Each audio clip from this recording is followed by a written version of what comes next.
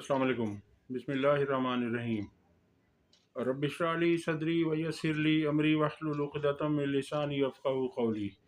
तीन चार खबरों पर आपसे बात करेंगे। अहम तरीन खबरें हैं। सबसे पहली खबर रखेंगे, इमरान खान साहब ने अडयाला जेल से पाकिस्तानी कौम के नाम पैगाम भेजा है। दूसरी खबर होगी, वफाकी हुकूमत के इब्तदाई 8 माह में कर्ज़ों में इजाफे की तफसीलात। उसके बाद खबर रखेंगे कि रियासत मुखालिफ बयानिया काउंटर करने के लिए हुकूमत ने वजारत इत्तलाआत को अहम टास्क सौंप दिया है। और हाफिज़ हमदुल्ला ने अता तारड़ से मुताल्लिक कहा है कि वो 5 गेंदों से खेलते हैं। तो सबसे पहली खबर पर आ जाते हैं। इससे पहले कि मैं आपके सामने तफसीलात रखूं, आपसे रिक्वेस्ट है कि चैनल को सब्सक्राइब करें और वीडियो को लाइक किया करें। इमरान खान साहब ने अडयाला जेल से पाकिस्तानी कौम के नाम पैगाम भेजा है। उनका कहना था कि तहरीक इंसाफ ने हमेशा आइन और कानून के मुताबिक जिद्दोजहद की है, मगर मुल्क पर मुसल्लत माफिया हमेशा आइन और कानून की खिलाफ वर्जी करता है। 9 मई और 26 नवंबर की तहकीकात के लिए जुडिशल कमीशन का क़याम और अंडर ट्रायल असीरान की रिहाई हमारे जायज़ मुतालबात हैं।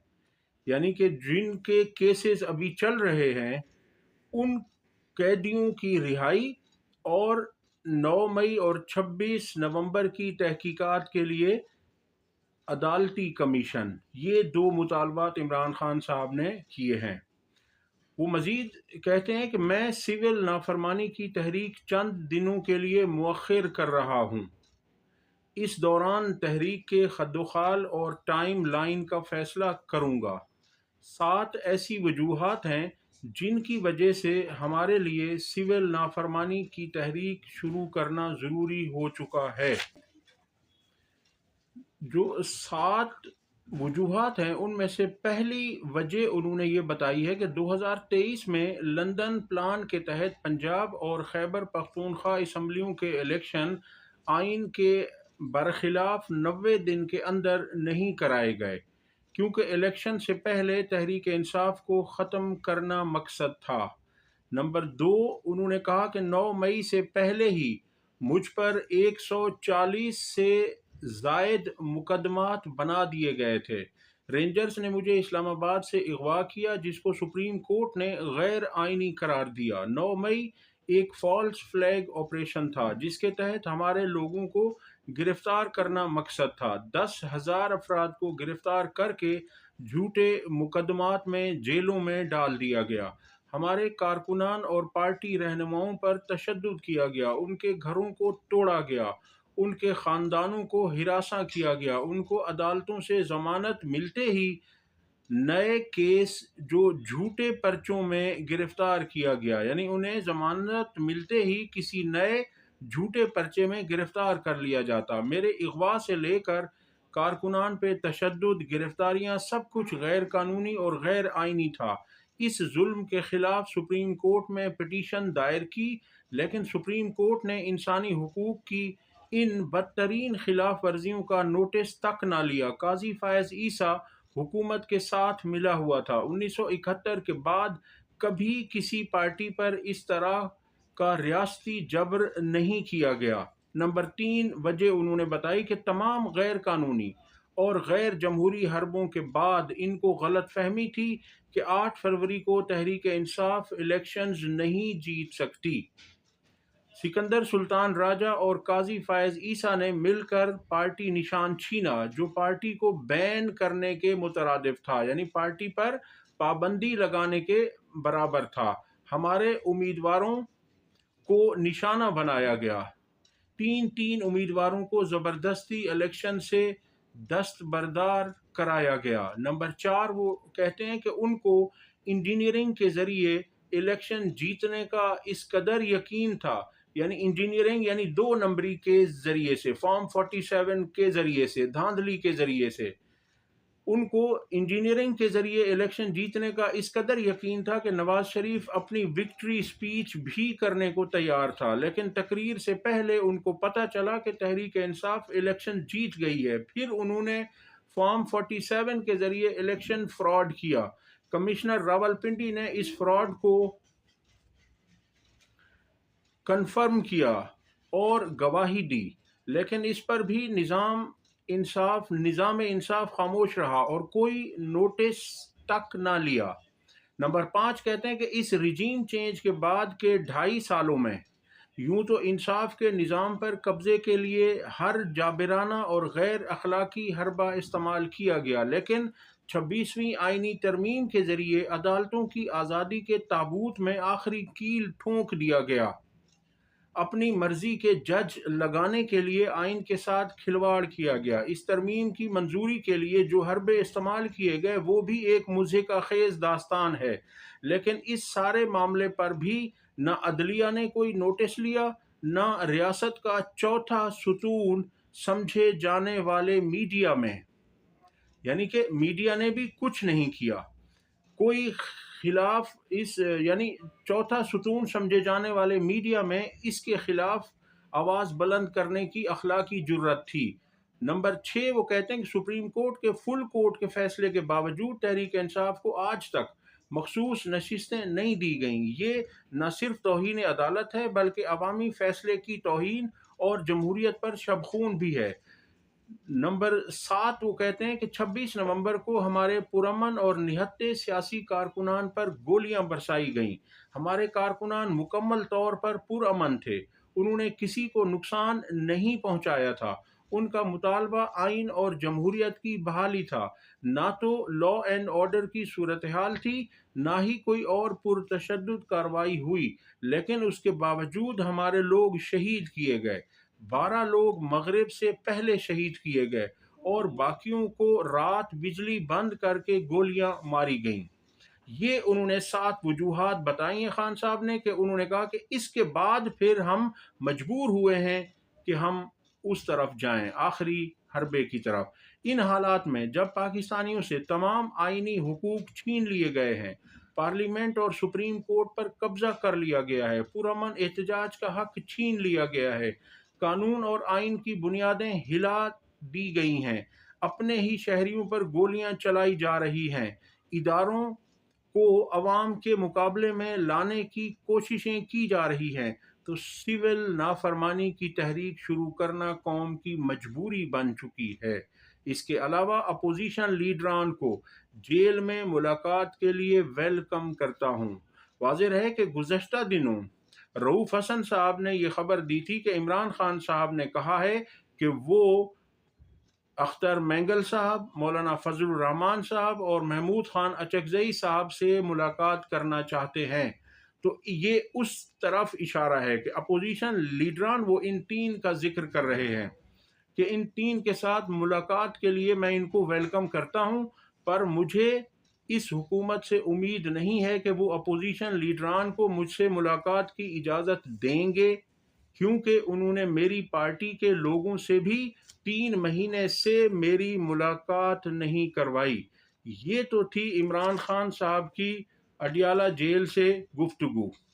اب میں آپ کے ساتھ اگلی خبریں جو ہے نا وہ شیئر کرتا چلوں، اور اس میں یہ ہے کہ پہلی جو میں نے آپ کے سامنے خبر رکھنی تھی وہ ہے کہ وفاقی حکومت کے ابتدائی 8 ماہ جو ہیں اس میں کتنا انہوں نے قرضہ لیا ہے اور کس طرح کے حالات پیدا کر دیے ہیں۔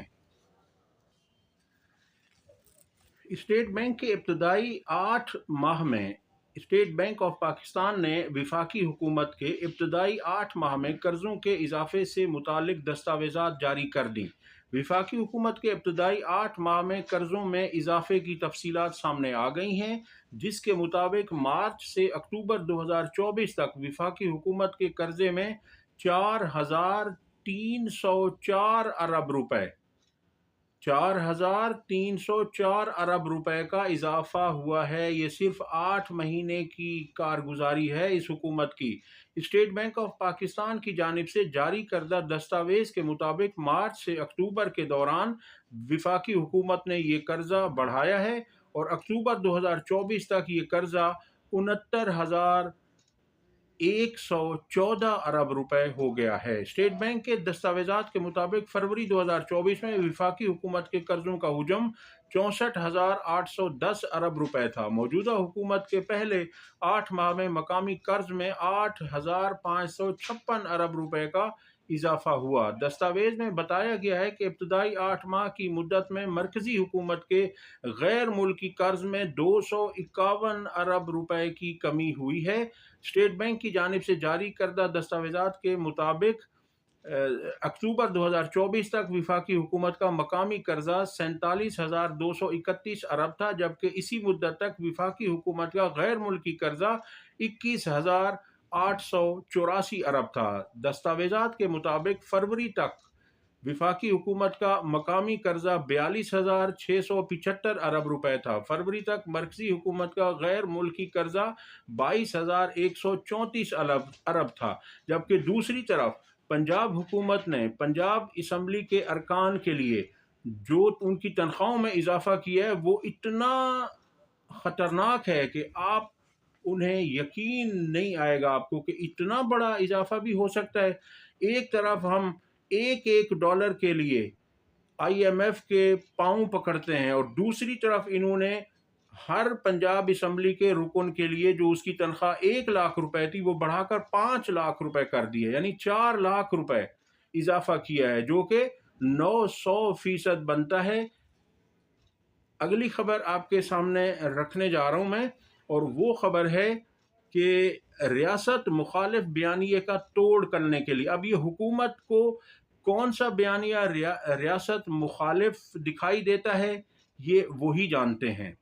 उन्होंने इसके लिए वजारत इत्तलाआत ने उनसे कहा है हुकूमत से कि वो करोड़ों रुपए हमें दे दें। विफाकी हुकूमत ने डिजिटल मीडिया पर रियासत मुखालिफ बयानिए का तोड़ निकालने के लिए अहम कदम उठाया है। इस ज़मन में वजारत इत्तलाआत व नशरियात ने फौरी तौर पर 53 करोड़ रुपए के फंड्स तलब कर लिए हैं। वज़ीर आज़म ने डिजिटल कम्युनिकेशन डिपार्टमेंट को ऑपरेशनल करने की मंजूरी दे दी, जो रियासत मुखालिफ बयानियों का मुअस्सर जवाब देने के लिए फंड्स का इस्तेमाल करेगा। वजारत इत्तलाआत व नशरियात के हुकाम का कहना है कि ये कदम कौमी सलामती को दरपेश खतरात का सद्देबाब करने के लिए किया गया है। इसलिए नए डिपार्टमेंट के तहत 54 नए ओहदे तश्कील दिए गए हैं जो डिजिटल थ्रेट्स की निशानदही और हुकूमत की सलाहियत को बेहतर बनाने के लिए काम करेंगे। एक तरफ कई इदारों को बंद किया जा रहा है, डाउन साइजिंग की जा रही है, शॉर्ट साइजिंग की जा रही है और कहा यह जा रहा है कि हुकूमत के पास इतने पैसे नहीं हैं, और दूसरी तरफ इतने सारे नए लोगों को हायर किया जा रहा है। तो अब अल्लाह जानता है कि इस हुकूमत की क्या थिंकिंग है, और इनको जो चीज़ मुल्क के ख़िलाफ़ दिखाई देती है क्या वो मुल्क के ख़िलाफ़ भी है या नहीं, ये आपने सोचना है कि इनको तो हर चीज़ जो इनके ऊपर तनकीद की जाए वो भी ये कहते हैं कि ये मुल्क के मुखालिफ है। अब उसके लिए इन्होंने पहले फायरवॉल भी इन्होंने इंस्टॉल करने की कोशिश की, उस पर भी इन्होंने करोड़ों रुपए अरबों रुपए खर्च किए हैं, और अब फिर ये इन्होंने 53 करोड़ रुपए मांग लिए हैं। अता तारड़ एक वक्त में 5 गेंदों से खेलते हैं, ऐसा कहना है हाफिज हमदुल्ला का, जो कि मौलाना फजलुर रहमान की जमीयत उलमा इस्लाम के रहनुमा हैं। उन्होंने कहा कि एक मुद्दा दो वजीर, यानी एक मुद्दे पर एक बात पर दो वजीरों के अलग अलग बयानात हैं, उन दो में से वो कहते हैं कि सच्चा कौन है। जाहिर सी बात है कि एक सच बोल रहा है, एक यकीनन झूठ बोल रहा है।